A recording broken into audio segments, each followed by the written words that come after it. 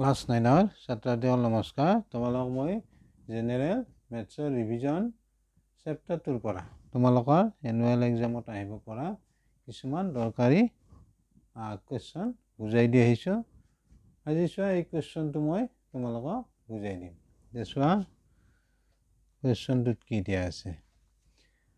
ত্ৰিভুজ P Q আৰৰ Q R আৰু P আৰৰ যোগ ক্ৰমে 4 সেন্টিমিটাৰ আৰু 8 সেন্টিমিটাৰ।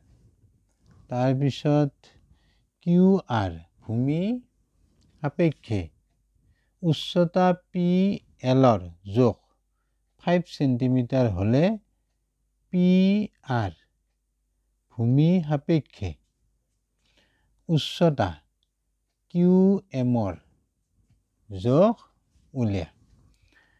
তাৰপিছত আমাক দিয়া আছে এইটো ত্ৰিভুজ পি কিউ আৰ। ইয়াতে যোগ দিয়া আছে আমাক কিউ আৰৰ যোগ কিউ আৰ 4 সেন্টিমিটাৰ দিয়া আছে, পি আৰ 8 সেন্টিমিটাৰ দিয়া আছে।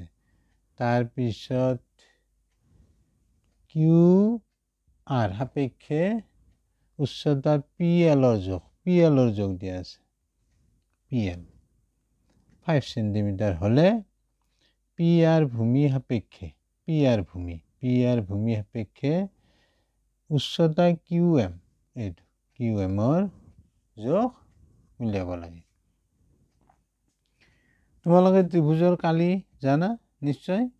ইয়াতে চোৱা পি কিউ আৰ, এই ত্ৰিভুজটোৰ তোমাৰ কিউ আৰ ভূমি আৰু পি এল উচ্চতা, তেতিয়া আমি ত্ৰিভুজটোৰ কালি পাম। চোৱা ইয়াত কিউ আৰ ভূমি আৰু পি এল উচ্চতা সাপেক্ষে ত্ৰিভুজ পি কিউ আৰৰ কালি। ত্ৰিভুজৰ কালি তোমালোকে জানাই 2/1 ইনটু ভূমি পূৰণ উচ্চতা বা উন্নতি। এতিয়া চোৱা ভূমিকা আছে কিউ আৰ আৰু উচ্চতা পি এল। ইয়াতে তোমাৰ কিউ আৰ দিয়া আছে 4 সেন্টিমিটাৰ লিখিলা, পি এল দিয়া আছে আমাক চোৱা 5 সেন্টিমিটাৰ। এতিয়া এইখিনি তুমি কাটিবা, 2ৰে কাটিলে 4ক 2, এইখিনি আহিব ৰিজাল্ট 2 ইনটু 5 10 সেন্টিমিটাৰ স্কুৱেৰ। এটি 1 নম্বৰ দি থলা। এবাৰ আহা আকৌ পি আৰ, এইটো পি আৰ ভূমি আৰু কিউ এম উচ্চতা সাপেক্ষে আমি পি কিউ আৰ ত্ৰিভুজটোৰ কালি উলিয়াম। চোৱা পি আৰ ভূমি আৰু কিউ এম উচ্চতা সাপেক্ষে ত্ৰিভুজ পি কিউ আৰৰ কালি। একেই সূত্ৰ আমাৰ, হাফ ইনটু ভূমি পূৰণ উচ্চতা।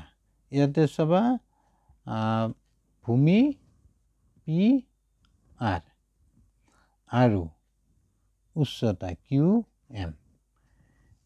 এতিয়া চোৱা পি আৰৰ মানটো আমাক দিয়া আছে 8 সেন্টিমিটাৰ লিখিলা।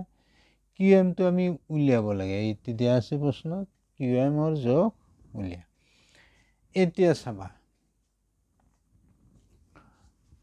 কিউ আৰ ভূমি আৰু পি এল উচ্চতা সাপেক্ষে ত্ৰিভুজটোৰ কালি যিমান হ'ব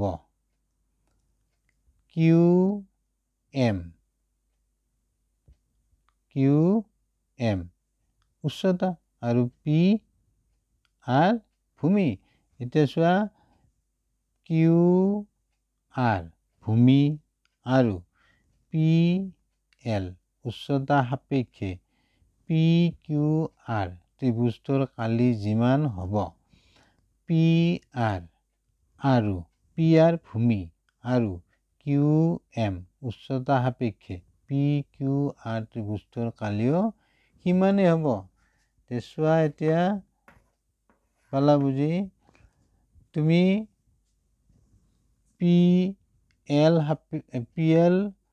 উচ্চতা সাপেক্ষে আৰু QR ভূমি সাপেক্ষে কালি যিমান পাবা তুমি QM উচ্চতা আৰু PR ভূমি সাপেক্ষে PQR ত্ৰিভুজটোৰ কালি একেই হ'ব নাইবা আমি যেনেকে কালি নিৰ্ণয় নকৰোঁ কিয় এই ত্ৰিভুজটো তোমাৰ এনেকৈ যদি তুমি আৰু উচ্চতা লৈ যদি কালি নিৰ্ণয় কৰা তেতিয়াও কালিটো কি হ'ব একেই পাবা এতিয়া আমি কি পাম ইয়াৰ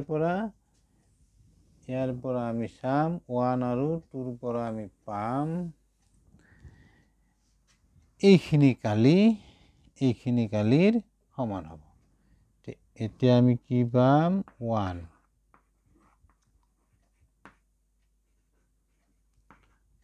আৰু 2 ৰ পৰা পাওঁ এইখিনি আমি আগে লিখো এইখিনি তুমি সৰু কৰিব পাৰিবা হ'ব আমি নেক্সট ইয়াতে কৰিম ইয়াতে চাবা half into 8 into QM equal 10 এইখিনি পাম এইখিনি তুমি কাটি লোৱা এইটো 4 হ'ব 4 ইনটু QM ইকুৱেল 10 এতিয়া 4 এৰে তুমি হৰণ দিয়া QM 10/4 এইখিনি কাটিবা 2 ৰে কাটা 4ক 2 ইয়াক 2 ৰে কাটা 5 এতিয়া আমি কি পালো 5/2 এইখিনি 2 ৰে ডিভাইড কৰিলে তুমি পাবা 2.5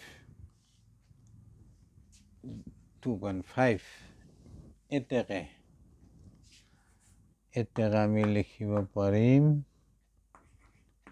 QM ৰ জোখ